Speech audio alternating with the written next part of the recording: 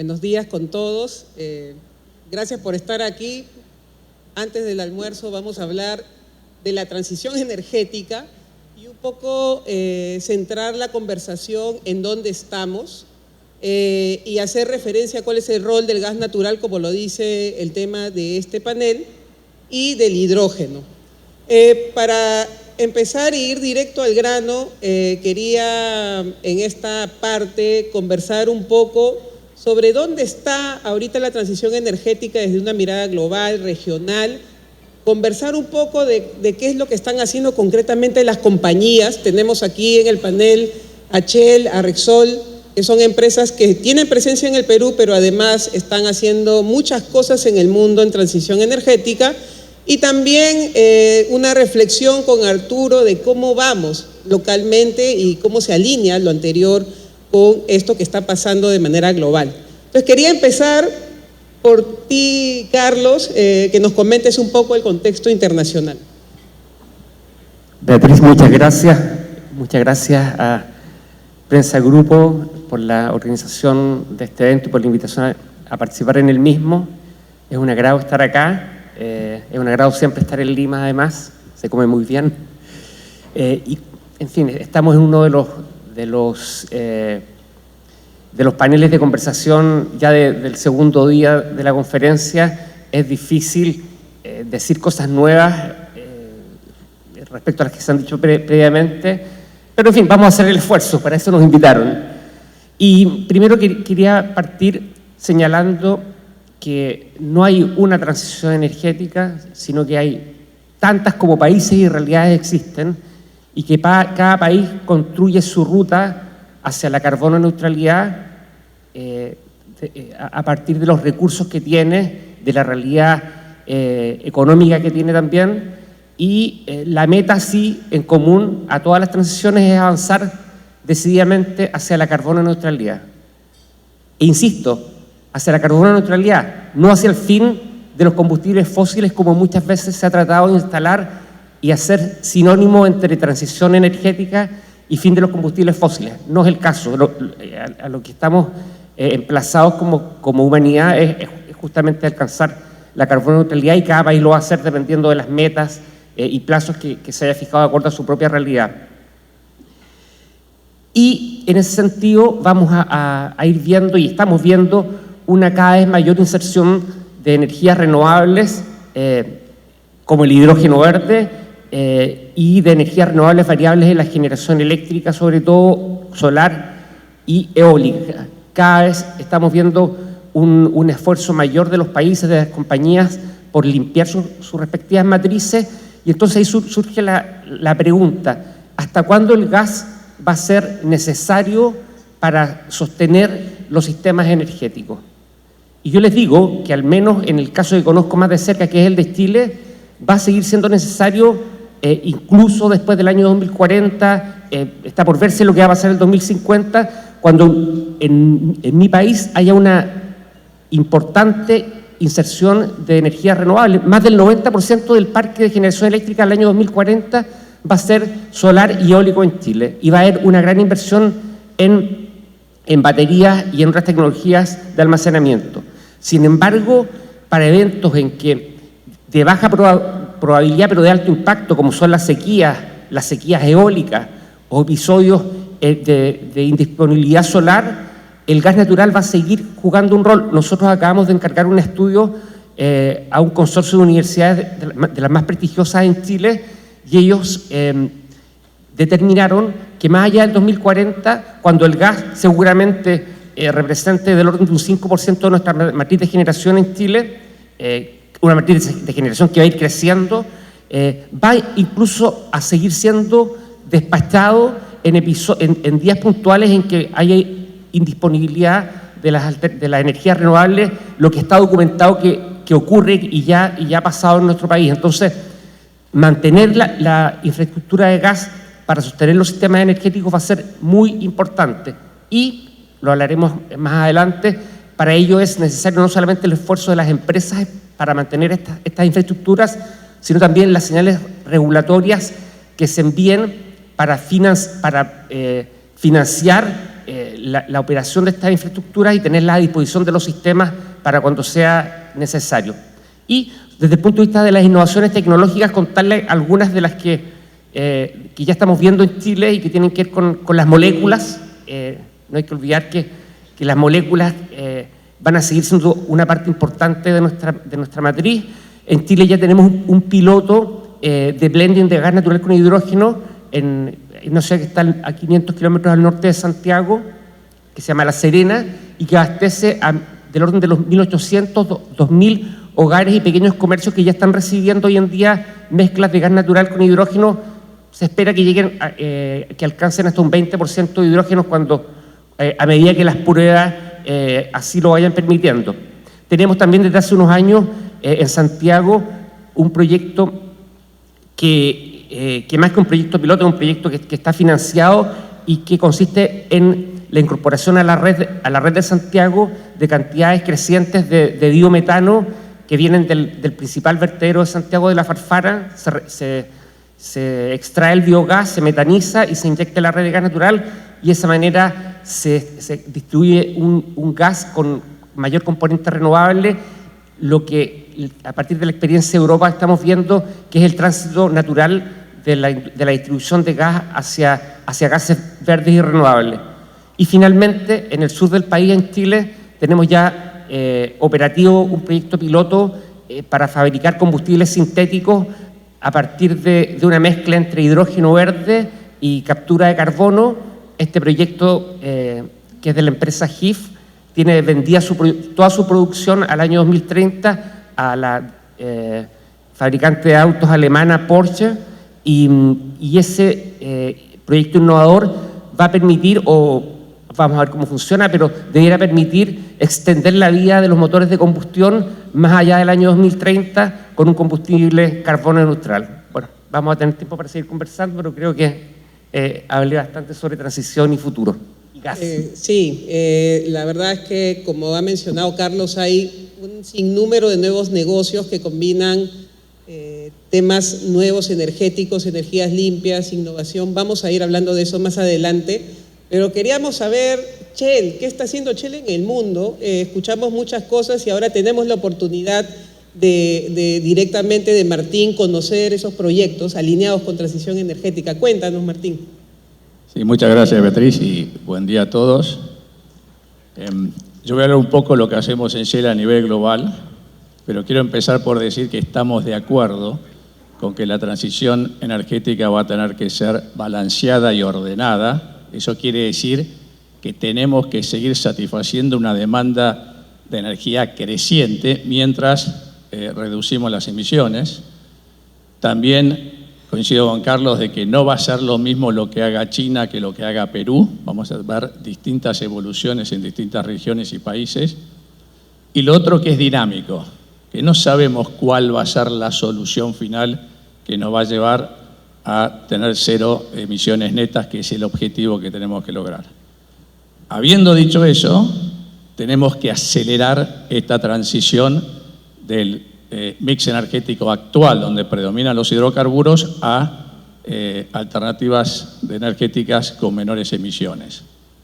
Y en nuestra estrategia como compañía, que denominamos Power in Progress, uno de los objetivos centrales es alcanzar cero emisiones netas en todo nuestro negocio al 2050. Y viendo el gráfico que acaba de mostrar el presidente de H2 Perú, claramente vemos que es muy difícil lograr eso en cómo estamos avanzando ahora. Está transformando nuestro negocio, está transformando los productos que vendemos y está transformando nuestras operaciones. ¿Cómo lo vamos a hacer? Primero y principal, gas. Y se habló mucho en el día de ayer sobre este tema, pero para nosotros el gas tiene un rol fundamental, corto, mediano y largo plazo. ¿Y por qué? Porque el 80%, lo vimos también en la explicación, el 80% del consumo de energía primaria hoy son hidrocarburos. El 27% es carbón, que genera el 41% de las emisiones. Y tenemos un alto porcentaje, casi el 30% en productos del petróleo, derivado del petróleo, que principalmente se usa en transporte. El gas, como gas natural, hay regiones donde han llegado a su pico de demanda, por ejemplo Europa y Australia, donde ya vemos una declinación. Probablemente Estados Unidos en la década del 30 lo alcance, pero hay regiones, sobre todo Asia, donde el crecimiento tiene un potencial enorme. Dentro del gas, el foco de Shell es en el GNL. ¿Por qué GNL? Porque el gas está disponible a escala, lo tenemos en todas las regiones, pero se puede enfriar, licuar, cosa que hacemos aquí en Perú con la planta de PRONG, y se puede enviar a los mercados que lo necesitan y desarrollar nuevos mercados. Y nosotros pensamos que el mercado de GNL va a crecer un 50% al 2040. Nosotros hoy, del GNL que se suministró en el 2023, Shell suministró el 17%. Tenemos participación en 11 plantas de GNL y estamos en construcción, una muy importante en Canadá, LNG Canada, en la cual participamos, y nos va a permitir incrementar nuestra participación en un 20-30% al 2030.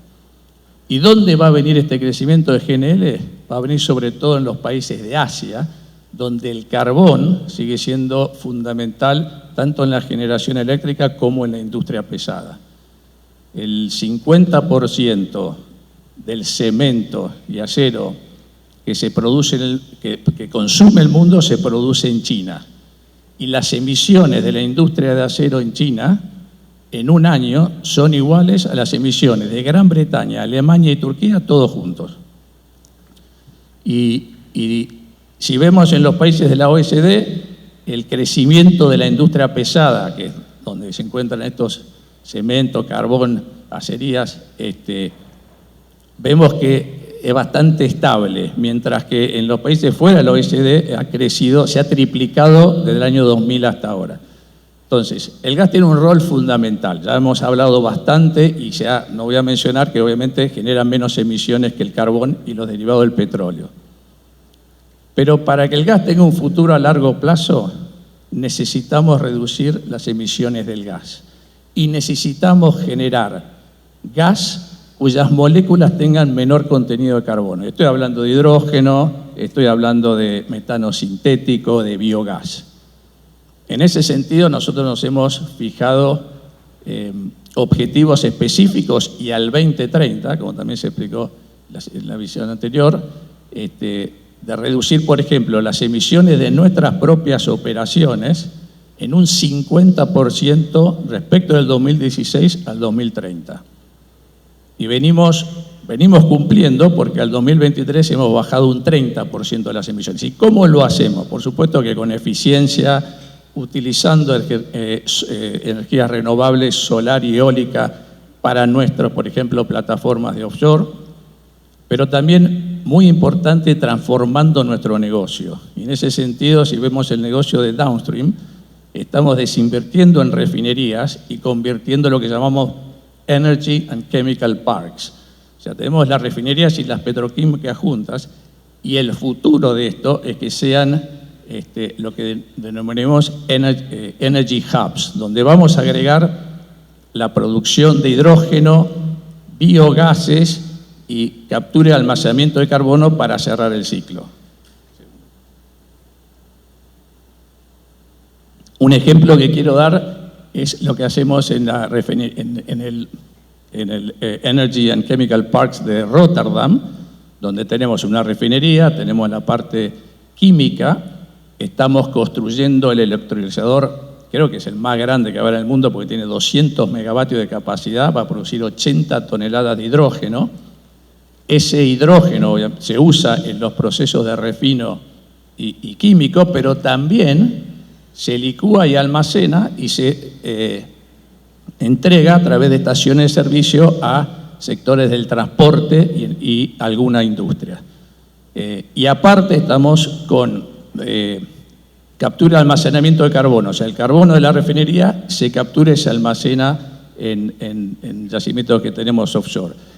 Y la electricidad que se produce viene de un campo offshore que está al norte de la costa de Rotterdam, que es eólico. Ese es el futuro, o sea, trabajamos en reducir las emisiones propias y en desarrollar moléculas más bajas en carbono. Y un punto que sí quiero mencionar, que creo que en este tipo de discusiones donde se habla mucho del gas, tenemos que empezar a introducir y discutir y ver las formas, es el metano.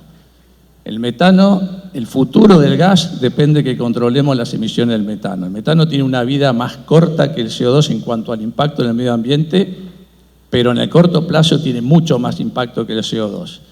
Entonces ahí somos miembros del Oil and Gas Methane Partnership 2.0, donde estamos trabajando en cómo mejorar la detección, la verificación y la calidad del reporte de emisiones de metano. Es un tema central.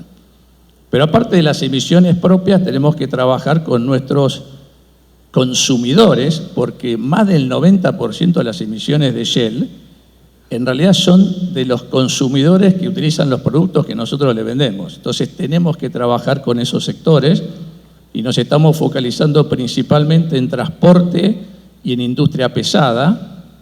En el sector de transporte, nosotros creemos que el vehículo eléctrico para pasajero y carga liviano es una realidad, no es una moda, es una realidad, va a pasar.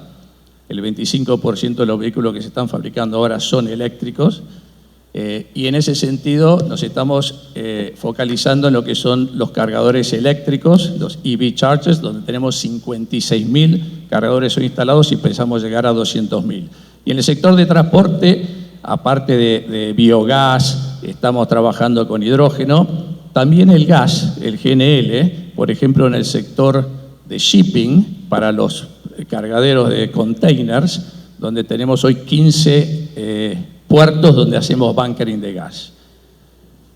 Entonces, estamos haciendo la transición hacia moléculas más bajas de carbono, vamos a tener muchas fuentes de energías, estamos invirtiendo entre 10 y 15 billones de dólares entre el 23 y el 25 en desarrollo de energía de bajo de carbono, incluyendo biofuels, donde también tenemos un acuerdo con Raíz en Brasil y mucho más.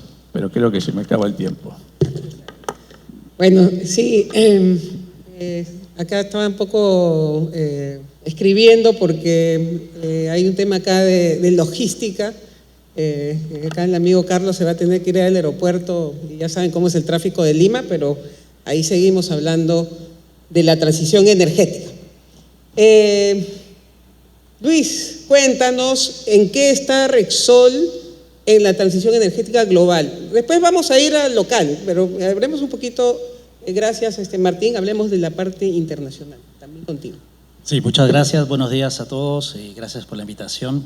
El compromiso de la compañía a nivel mundial ha sido claro. O sea, nosotros fuimos la primera compañía del sector a nivel mundial que asumimos el reto de emisiones netas cero para el 2050, ¿no? Y en ese proceso, pues obviamente hemos implementado una estrategia bastante amplia y que abarca a todas las operaciones de la compañía en el mundo. Bueno, ya se ha hablado acá de lo complejo que es el proceso de la transición, ¿no? Tenemos un trilema que entre ayer y hoy se ha discutido mucho, que no solamente hay que concentrarse en descarbonizar, sino también en garantizar ese suministro de energía a un costo asequible, a un costo barato, ¿no? Nosotros estamos convencidos de que una transición energética que implique un incremento del costo energético para las familias o para las industrias va a fracasar. Entonces, es un reto encontrar ese equilibrio perfecto y que esto va a ser una evolución, como dijo Martín. Esto no vamos a encontrar la solución mañana, vamos a ir aprendiendo a medida de que va pasando el tiempo. En ese sentido, la compañía lo que ha hecho a nivel mundial es una apuesta multitecnología.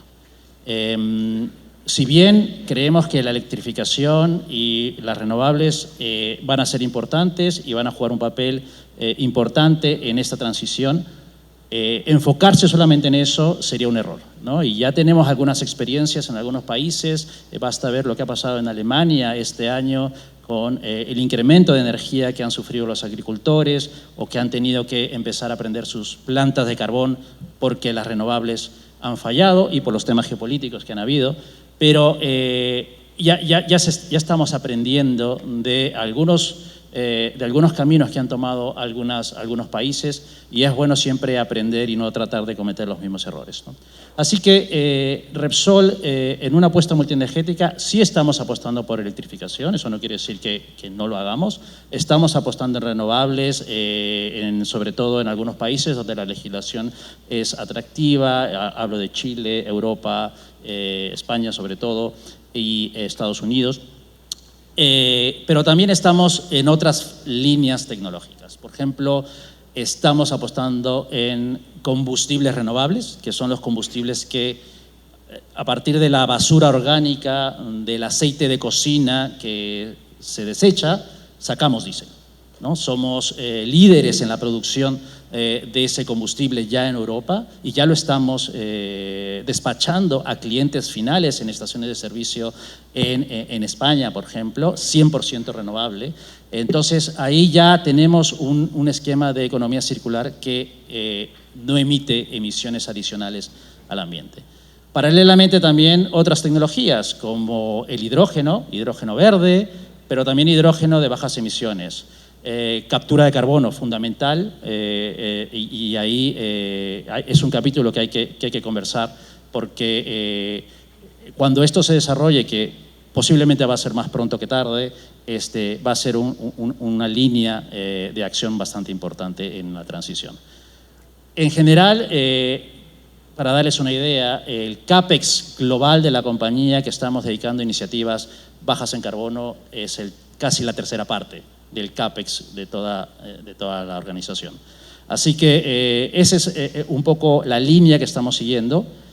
Y dicho esto, el oil and gas sigue siendo importante, porque para encontrar ese equilibrio en el trilema necesitamos garantizar energía, necesitamos garantizar una energía limpia y además porque sabemos producir oil and gas de forma eficiente, sabemos producir gas y petróleo con procesos con bajas emisiones y va a ser necesario para mantener una garantía energética con precios justos y asequibles. En Repsol tenemos 4 líneas estratégicas en esta transición. La primera es un foco completo a lo que es eficiencia tecnológica, eficiencia energética. Eficiencia energética implica reducir emisiones inmediatamente. Son quick wins que se ganan inmediatamente. Yo les doy un ejemplo, ¿no? En el 2017, en Refinería La Pampilla, implementamos un proyecto que lo llamamos 25-25. Medimos las emisiones que tuvimos en el 2017 y nos propusimos para el año 2025 reducirlas en 25%. Hoy puedo decir que gracias a todos los proyectos de eficiencia energética, de digitalización, de inteligencia artificial, que también ya estamos aplicando en nuestros procesos, hemos superado esa reducción de emisiones. Entonces, todos los procesos industriales de todos los sectores económicos deben fijarse en temas de eficiencia energética que va inmediatamente a resultar en reducción de emisiones. El segundo lineamiento son los combustibles renovables que ya comenté, ¿no? Economía circular pura, evitamos emisiones adicionales al ambiente y además ahí estamos atacando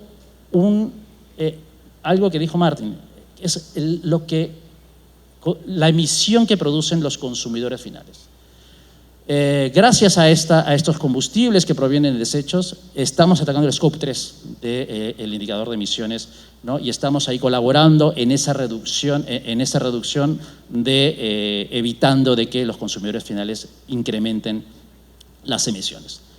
El tercer lineamiento es energías renovables, sin duda. Es parte del portafolio, hay que estar en eso y estamos invirtiendo ahí.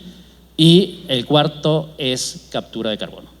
El desarrollo de la captura de carbono va a ser fundamental, sobre todo para países que tienen producción de gas, como el Perú, ¿no? y eso va a contribuir de manera significativa en la disminución de emisiones.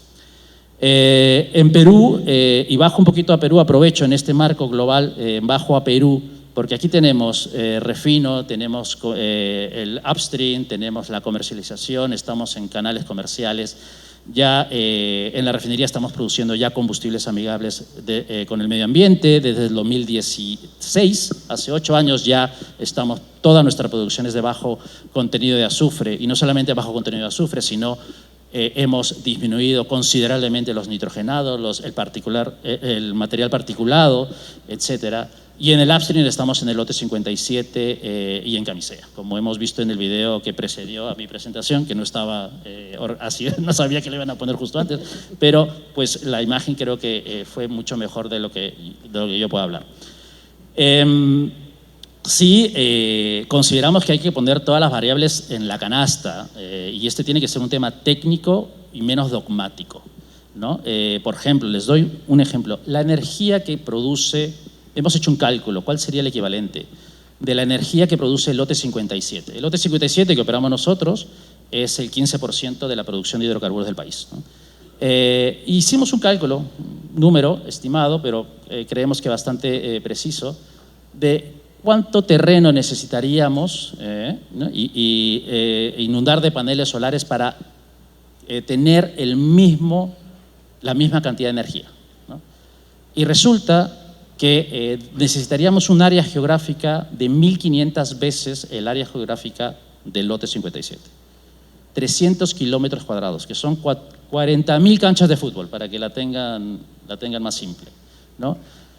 Y esto es muy importante, porque no se olviden que el 66% de los gases de efecto invernadero del Perú provienen del mal uso de tierras, ¿no? Del mal uso de suelos. Entonces es muy importante la valoración de todas las variables y los impactos tanto a corto y mediano y largo plazo que puedan tener las acciones que tenemos. Entonces un poco ese es el pantallazo que tenemos en la compañía.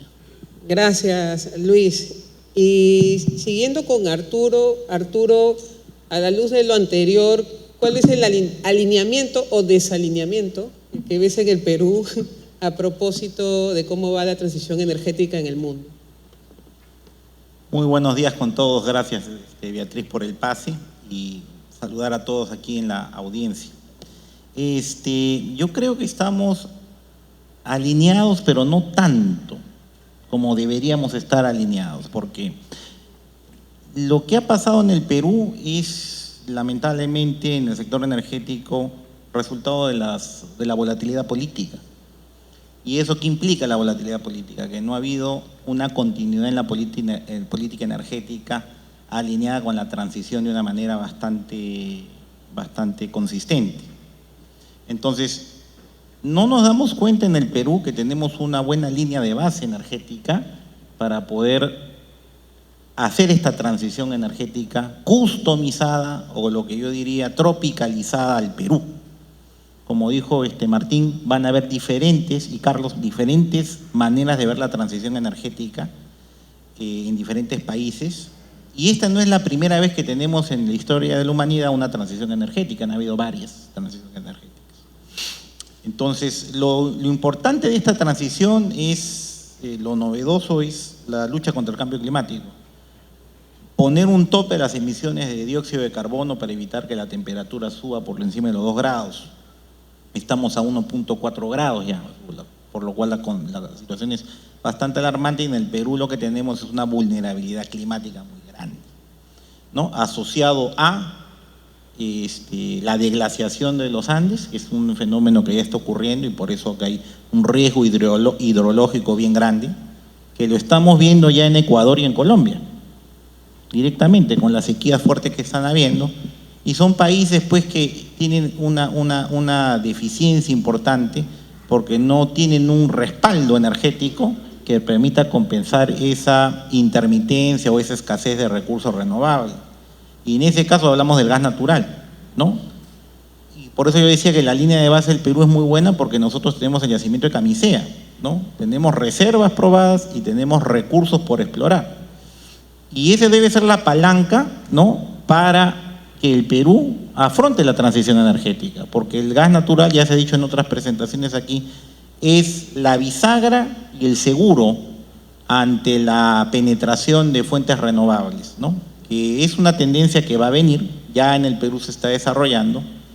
Hay recursos renovables que tenemos que explotar, pero tenemos que hacerlo de una manera consistente en el Perú, garantizando de que haya un nivel de seguridad energética adecuado, a través de a nivel del sector eléctrico, un buen respaldo térmico, que evite los problemas que está teniendo Ecuador por la falta de gas, ¿no? Los racionamientos o los cortes de energía por días o semanas, ¿no? Y justamente cuando se desarrolló Camisea se pensó para eso. Cuando se lanza el proyecto de Camisea tenía una concepción del sector eléctrico y se hizo muy bien, porque si no hubiéramos tenido el gas, hubiéramos tenido en los últimos años racionamiento o quema de diésel de una manera muy grande, subiendo los precios de la energía. ¿Se dan cuenta? Ahora, el caso eléctrico es una parte del tema, ¿no? Porque también tenemos que hacer la transición energética en sectores más importantes, como lo dijo Luis, ¿no? El sector transporte y el sector agrícola son los principales emisores de CO2. Y en el Perú se pone la atención mucho al sector eléctrico, que solamente emite el 6% de todo el CO2 del Perú, que más o menos son 60 millones de toneladas al año. Y esas 60 millones de toneladas no son más del 0.3% de todas las emisiones globales. Entonces, lo que a mí me preocupa, y por eso te digo que el alineamiento no es tan bueno, es que nos estamos focalizando en una discusión de energía renovable no convencional a un sector que ya es limpio por naturaleza, porque tenemos energía hidráulica y el gas natural tiene bajas emisiones.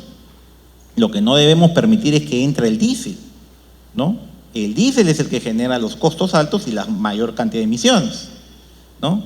Y no nos estamos preocupando en el sector transporte, en donde ahí hay espacio para promover, ¿no? Mayor penetración de gas y probablemente en el mediano plazo el hidrógeno. Y hay que procurar que el hidrógeno no le pongamos etiquetas, porque yo creo que ahí viene el gran error. Creo que también se ha estado comentando los panelistas aquí, de que el hidrógeno tiene que venir de diferentes fuentes, ¿no? Pero cuando le hemos puesto la etiqueta rosada, azul, gris, verde, ahí va a venir el gran problema, porque ahora se quieren sacar normativas que apoyen a una sola fuente, cuando la lógica, como han dicho los panelistas que me antecedieron, es ver la fuente más eficiente y que tenga la menor cantidad de emisiones. Entonces tiene que ver un hidrógeno de bajas emisiones. Si es verde, en buena hora, ¿no? Si es azul, en buena hora. Necesitamos la captura de carbono. Eso es lo que yo te diría, Beatriz. Acá en el Perú tendrían que empezar a promoverse captura de carbono. Porque si tú pusieras un capturador de carbono, por ejemplo, en Chilca, eliminaría las emisiones de manera bastante significativa, ¿no? Entonces yo creo que ahí lo que nos falta en el Perú es un norte, un plan energético como tienen en Chile, bien claro, al año 2050 qué hacer. Y que ese plan energético que ayude a la transición sea de alguna manera vinculante, ¿no? Porque no podemos esperar que cada vez que hay cambios en el Ministerio de Energía y Minas o en el Ministerio de Economía y Finanzas, se alteren las reglas de juego para los inversionistas que tienen que desplegar las tecnologías o desarrollar las reservas de hidrocarburos o la fuente de generación de electricidad, ¿no?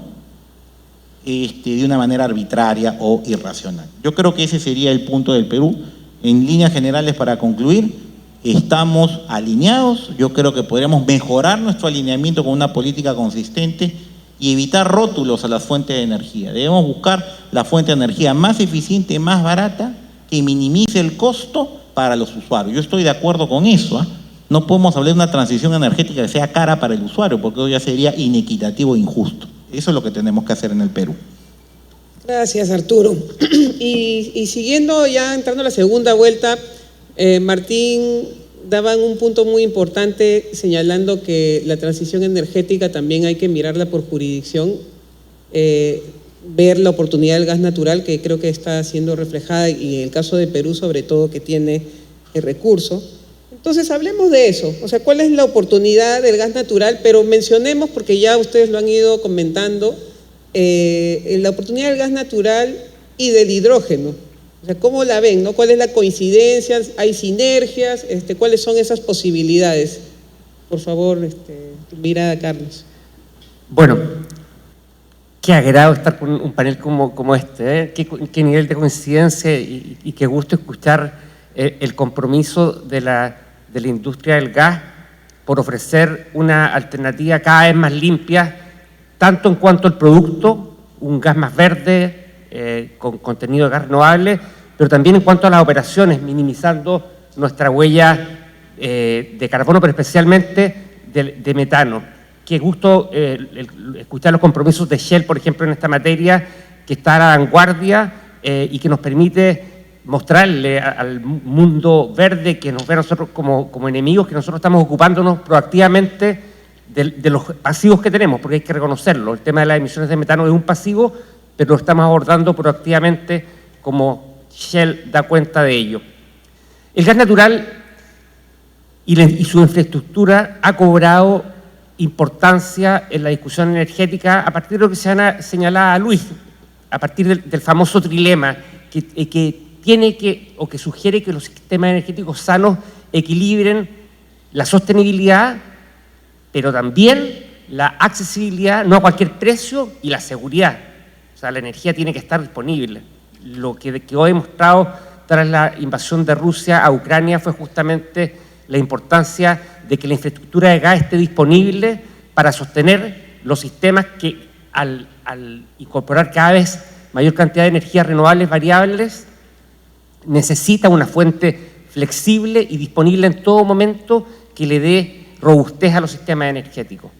Y la infraestructura de gas también sirve para el desarrollo de los gases verdes y del hidrógeno. El hidrógeno, al igual que el gas, son moléculas, es un gas. Y otro punto que también quiero dejar mencionado, la demanda energética del año 2050, la demanda energética de un mundo carbono neutral va a ser satisfecha con electrones, sin duda, pero también con moléculas. Las moléculas van a seguir siendo necesarias. Y el gas y su infraestructura va a ser funcional al desarrollo de moléculas más verdes. No completamente funcionales, porque sabemos que las mezclas de gas con hidrógeno o el hidrógeno puro no puede utilizar sin adecuaciones la infraestructura de gas, pero sí permite una incorporación inicial. El tema del hidrógeno es el precio. Hoy en día, no sé si ustedes saben, pero el Henry Hub está a $1,6 el millón de BTU el mes pasado en Estados Unidos. Entonces, con ese nivel de precio, es muy difícil que el hidrógeno desplace al gas por precio. Por eso es que la apuesta de Europa y la apuesta de los desarrolladores del hidrógeno es que la regulación mejore la posición competitiva del mismo. Además, en un mundo que va a requerir cada vez moléculas más verdes, todo hace sugerir que ese camino con distintas velocidades vamos a transitar. La infraestructura de gas es funcional a ese desarrollo, lo es, y por lo tanto hay puntos de encuentro. Le mencioné recién que en Chile ya tenemos un piloto que está haciendo blending en 2000 y está entregando a 2.000 hogares mezclas que van a llegar hasta un 20% de hidrógeno con gas. Sobre eso, con la infraestructura actual, se ve muy difícil, pero ya vemos que están disponibles opciones tecnológicas sobre todo para procesos industriales y para generación eléctrica, que vienen listas para operar 100% con hidrógeno a partir de mezclas que hoy en día pueden partir con gas e hidrógeno y apuntando que en un futuro operen solo con hidrógeno. Entonces, hay puntos de contacto. Creemos que el gas y su infraestructura así como va a apoyar a una mejor y mayor inserción de energía renovable en la generación eléctrica, también va a apoyar el desarrollo de esta naciente industria del hidrógeno sin apellidos de bajas emisiones. Eso. Gracias, Carlos. La misma pregunta, Martín, pero el componente regulatorio, o sea, ¿cómo afectan los negocios, ¿no? Porque acá, obviamente, para que se muevan las cosas, los negocios tienen que ser rentables. Sí, gracias, Beatriz.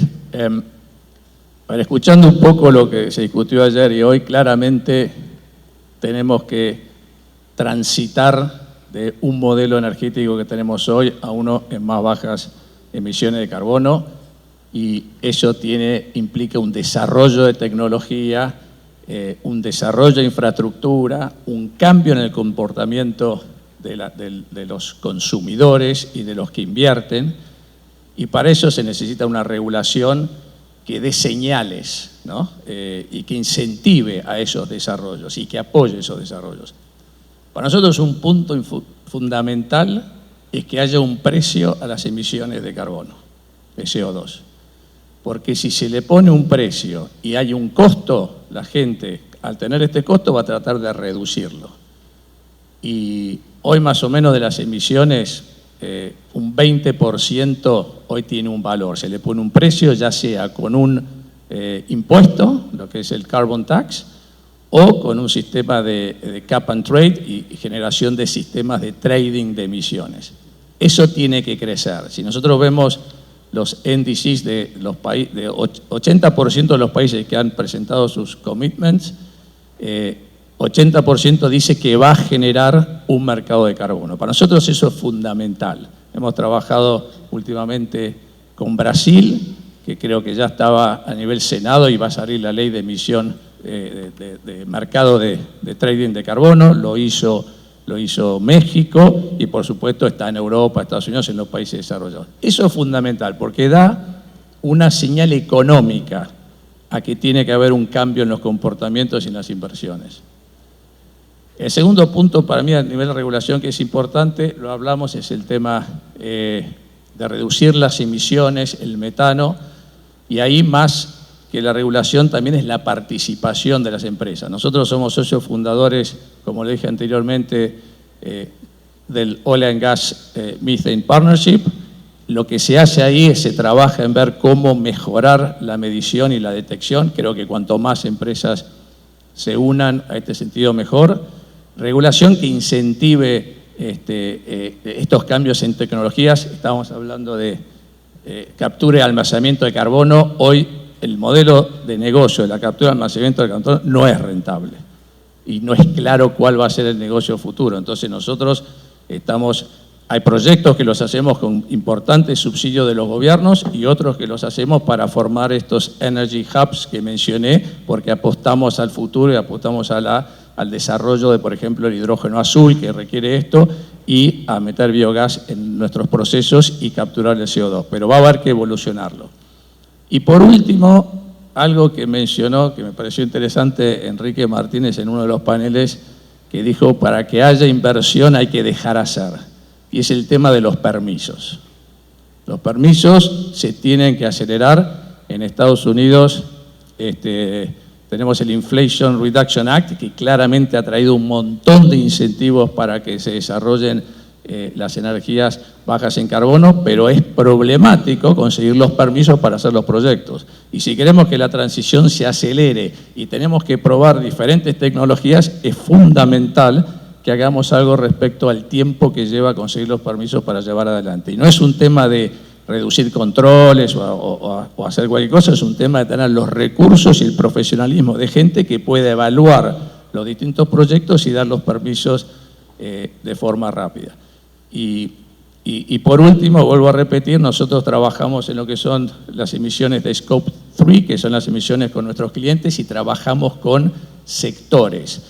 Esas coaliciones, cuanto más empresas quieran participar de esas coaliciones y discutamos cómo hacemos para descarbonizar los sectores, más importante ser. Y hay coaliciones para el sector de shipping, hay para el sector de transporte, para el sector de aviación. Hay una que tiene un nombre muy interesante que es Concrete Actions for the Future, que obviamente viene de la industria del concreto y del cemento, ¿no? Y esas coaliciones es donde se trabaja con los clientes para hacer las pruebas, hacer los pilotos y tratar de descarbonizar, formando todos, siendo parte de ese esfuerzo. Gracias, Martín. Luis, hablemos de las oportunidades en este espacio. Creo que hay un tema que ha ido tocando Carlos y Martín, que tiene que ver más con las oportunidades con uso de tecnología. En la misma pregunta, por favor, convérsanos sobre este tema. Bueno, oportunidades, a ver, yo creo que hay prometedor y voy a enfocarme al gas natural y al hidrógeno, que es el tema del panel, ¿no? Creo que a lo largo de estos 2 días hemos visto que hay una oportunidad inmensa, ¿no? Yo quería compartir algunos datos de manera global también, que nos dan algún indicio, ¿no?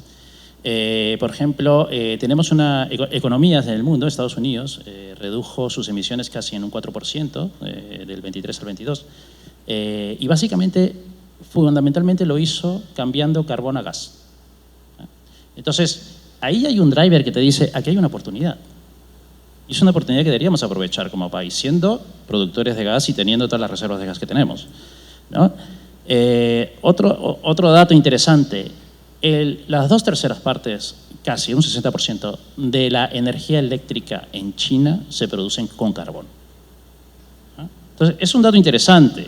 Ojo, no olvidemos, el 80% de las baterías de litio se hacen en China.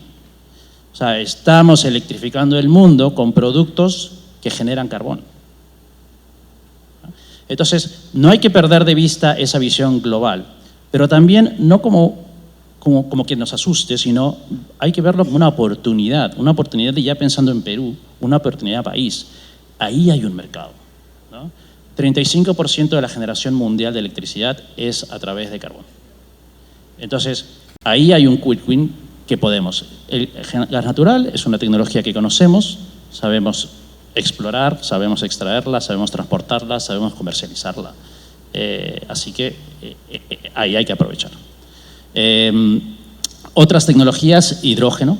Hidrógeno empieza a ser, o sea, nosotros como compañía sí creemos que va a tener un espacio. Hay que ver dónde también, ¿no? Va a haber espacios donde el hidrógeno sea mucho más exitoso que en otros, y me refiero, por ejemplo, sectores económicos donde todavía no hay un sustituto de bajas emisiones, ¿no? Movilidad eléctrica ligera, por ejemplo, ya está, como dijo Martín, ya está presente en el mundo. Yo hablé de combustibles renovables, que ya estamos suministrando a los clientes finales combustible que viene de desechos orgánicos, y adicionalmente no obligamos a los usuarios a comprar un nuevo auto, si no pueden usar sus autos, sus carros actuales, ¿no? Entonces, ya hay tecnologías de emisiones, de bajas emisiones, que ya están ganando un espacio. El hidrógeno todavía no, todavía falta algunos años. Y ahí, no sé si ahí tenemos un espacio, pero tenemos otros espacios. Por ejemplo, los mayores consumidores de hidrógeno en el mundo es el sector refinero, ¿no? La refinería La Pampilla consume un poco más de 20 toneladas al día de hidrógeno en los procesos productivos. Creo que es el mayor consumidor de hidrógeno del país. Ese hidrógeno hoy lo sacamos de gas natural, ¿no? Hacemos un proceso reformado, sacamos hidrógeno y después tenemos gases. Y de esos gases extraemos CO2 que lo usamos para otros usos. No en un 100%, parcialmente. Pero ahí hay una oportunidad. Que en un futuro hidrógeno renovable puede ser reemplazable. Sí puede ser. Y así como el refino, la industria acerera también, son oportunidades que altos consumidores en hidrógeno y donde sí se puede ver una alternativa de uso de esta fuente energética, ¿no? Pero sí hay que, y comparto lo que dijo Arturo, ¿no? O sea, dejar las etiquetas. Sería un crimen tener una legislación en Perú con tal cantidad de reservas de gas que tenemos. O sea, se estima que tenemos aproximadamente algo más de cerca de 2 camiseas bajo tierra, ¿no? O sea, lo digo en términos fáciles para entender, pero sería un crimen dejarlos bajo tierra. Y si logramos el desarrollo de captura de carbono y con ese desarrollo de captura de carbono sacamos hidrógeno de ese gas natural, qué mejor, ¿no? Hay un mercado no solamente para el uso interno, si se dan todos los incrementos de demanda internos de gas natural, como se ha mencionado, pues masificación, petroquímica, etcétera, pero tenemos el recurso, y tenemos no solamente el recurso para satisfacer esa demanda, sino también para pensar en exportar y contribuir en ese sentido en esta transición energética. Entonces, sí vemos tecnológicamente oportunidades, pero bueno, hay que legislar bien y ser inteligentes en eso. Gracias, Luis. Arturo, componente infraestructura. ¿Qué hay que hacer para mejorar los procesos? Por favor. Acá en el Perú la infraestructura necesita un ciclo de inversión importante, porque si nosotros vamos a hacer la transición energética pensando en la energía renovable no convencional, eso va a tener problemas por la intermitencia y por lo que estamos viendo en Chile ahorita, la línea de transmisión. Y ese es el gran problema que no se habla, ¿no? Entonces hay que fortalecer la transmisión eléctrica. Y estamos hablando que para poder llegar a una meta de carbono neutralidad al 2050, el mundo tendrá que invertir $3 billones al año. O sea, estamos hablando de una cifra de 12 ceros al año. Y se está invirtiendo menos de $500 mil millones en transmisión. Entonces, acá hay puntos calientes, ¿no? Ustedes han visto que hay muchas centrales de generación solar que se quieren conectar en una subestación en Arequipa, que ya está congestionada. Entonces yo lo que me pregunto es, ¿vamos a esperar a que tengamos los problemas de vertimiento de energía o la alta variabilidad de energía renovable si es que entra de manera masiva sin invertir dinero en fortalecer la transmisión eléctrica? Yo me pregunto eso. Y nadie está hablando de sistemas de almacenamiento. Me parece bien que Carlos haya planteado el tema, que en Chile ya se están preocupando del tema del almacenamiento, porque ahí sí tendríamos un sistema que nos permitiría tener mayor robustez para evitar los vertimientos. Pero el asunto es que si tú le agregas las baterías a esos sistemas renovables, sube el costo y ya deja de ser competitivo. Ese es el gran tema. Entonces hay unos costos sombra de la transición energética que se asocian a la inversión en infraestructura que tú bien mencionas, en el tema de energías renovables no convencionales. Entonces, si vamos a apostar por una mayor penetración, por ejemplo, 20% de energía renovable no convencional para satisfacer necesidades de energía eléctrica o producción de hidrógeno verde, necesitamos fortalecer las líneas de transmisión. Y eso no es poco dinero, ¿no? Y además la velocidad de la inversión en línea de transmisión es lenta en el Perú por todos los temas que ya han comentado aquí los colegas y también en otros paneles de la tramitología y la permisología, ¿no? Entonces ahí hay un punto de infraestructura. El otro tema, no se está desarrollando infraestructura de gas. Hace muchos años que no tenemos un proyecto de gas, ¿no?, que permita canalizar las reservas de gas que tenemos hacia la zona del sur o hacia la zona del norte. Entonces ahí tenemos una agenda pendiente también que el gobierno debería promover, ¿no?, desarrollo de infraestructura, quizás aprovechando las economías de escala que se han generado con la concesión del IMI Callao, que puede permitir financiar proyectos, por ejemplo, hacia el sur, que serían muy buenos, porque si tuviéramos un gasoducto que fuera desde la zona de Ica hasta el nodo energético del sur, muchos de los problemas de sobrecosto de electricidad bajarían inmediatamente porque tendríamos generación térmica a gas natural en el sur. Y eso ya lo dijo ayer el ingeniero Butrón, se va a venir, el problema ya está gestándose y si en el 2026 no tenemos una solución van a empezar a ver la subida de costo de la electricidad. Entonces ahí también hay un tema pendiente, Beatriz, de infraestructura. Y respecto al hidrógeno, vuelvo a decirlo, no pongámosle ni apellidos, ni rótulos, ni colores, porque tenemos que buscar el hidrógeno de bajas emisiones. Me parece a mí que el hidrógeno tiene un rol importante en el tema del transporte marítimo, en el transporte de carga pesada, muy importante, de ahí se generan muchas emisiones, pero también en el transporte aéreo, ¿no? Ahí puede haber importantes usos del hidrógeno, así como las mezclas que hablaba Carlos, también eso va a ayudar. Entonces nosotros tenemos que producir el hidrógeno de bajas emisiones de diferentes fuentes. Como dijo hace un momento Luis, no podemos darnos el lujo de no explotar el gas natural, porque del gas natural también sale el hidrógeno. Y además también nos da la confiabilidad energética para poder evitar el uso del diésel en la generación térmica, el uso del diésel en el transporte y además evitar apagones, ¿no?, como le está pasando a Ecuador ahora. Entonces sí hay retos pendientes en inversión en infraestructura, ¿no?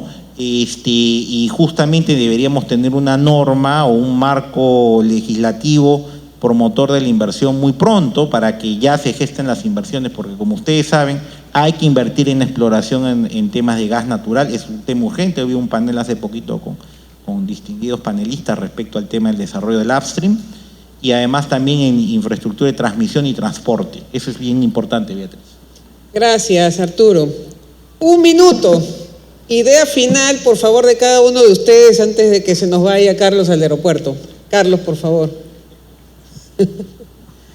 Gracias. Bueno, creo que hay coincidencia en cómo vemos que va a ir evolucionando nuestra industria para aportar justamente a que los países diseñen de mejor manera sus hojas de ruta hacia la carbono neutralidad. No creo, estoy convencido de que otros países no pueden imponer sus agendas a países como el Perú, que en vías de desarrollo cuenta con unas reservas importantes de gas, que pueden seguir aportando a limpiar no solamente la matriz del Perú, sino que otras matrices a través de la exportación de este recurso. Así es que los recursos que contribuyen a una disminución de emisiones tienen que ser utilizados. Ojalá ahora, la oportunidad del gas es ahora, no hay que esperar 10 ni 20 años más para hacer las inversiones. Este es el momento, el mundo requiere gas ahora y por lo tanto espero que se den las condiciones en Perú para que sigan desarrollando sus reservas y además para que puedan sociabilizar con aquellos públicos menos entendidos o menos adeptos a nuestra causa los beneficios de una utilización mucho más masiva del gas natural en las matrices energéticas, en particular en la de ustedes. Eso.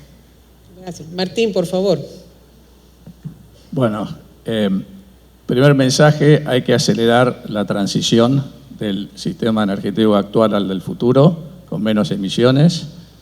No lo va a hacer una compañía, un gobierno, un país solo. Tenemos que trabajar en conjunto. Cuanto más participemos en tipo de coaliciones y trabajo con los gobiernos, creo que más se va a adelantar. Creo que Perú, Camisea es un ejemplo de un best practice de cómo usar una fuente de energía que logró satisfacer una creciente demanda que fue la minería, la necesidad de generación eléctrica en el Perú con menos emisiones. Creo que hay otras oportunidades, como decía Arturo, para el gas en Perú, en el sector de transporte, lo estamos viendo, tenemos estaciones de GNL que se están inaugurando, el GNB ya fue una realidad. Y un pensamiento personal acá, y sin por ahí tener todos los fundamentos, pero estamos discutiendo el uso de energías renovables en la generación eléctrica actual, viendo la demanda actual. ¿Por qué no pensar que vamos a usar esas energías renovables para generar electricidad en electrolizadores que van a generar hidrógeno, que lo vamos a licuar y lo vamos a poner en un barco y se lo vamos a mandar a Japón? Hay países que tienen el capital y tienen la tecnología, pero no tienen las energías renovables. Ahí hay una oportunidad para pensarlo. Y otro punto para pensar es lo que es el Nature-Based Solutions, o sea, en Perú se mencionó que el uso de suelo es una gran fuente de emisiones. Toda Latinoamérica tiene una oportunidad de hacer actividades para prevenir la deforestación, para manejar mejor el uso de suelo, crear créditos de carbono que se pueden tradear, ingresar y con esos ingresos hacer las otras apuestas que tienen que hacer en infraestructura además para desarrollarse. Gracias. Luis, por favor. Bueno, cortito, así no me culpan de que Carlos pierda el avión. El tema es súper complejo, obviamente involucra a todos los actores, no solamente a los que estamos acá, sino a todos los sectores económicos del mundo. No olvidarse del trilema, o sea, es fundamental, ¿no? Y yo lo resumo con una frase, o sea, el más grande enemigo del medio ambiente es la pobreza. Entonces, una transición energética que implique generar más pobres, que implique incrementar el costo energético, que implique que nuestra industria no sea competitiva, no va a ser sostenible. Entonces, no olvidarse de eso, y eso tiene que estar presente en cuanto documento de legislación se discuta, ¿no? Y lo otro, lo que decía Carlos, o sea, cada país va a tener su ruta, ¿no? Y Perú no va a tener la misma ruta que Chile, Chile no tiene gas, nosotros sí tenemos gas. Entonces, aprovechemos eso. Como comenté, hay un espacio de oportunidad, ya no solamente pensando en demanda interna, en demanda externa, que va a impactar directamente en las emisiones en generación eléctrica de países que necesitan cambiar de carbón a gas, ¿no? Ahí hay una oportunidad.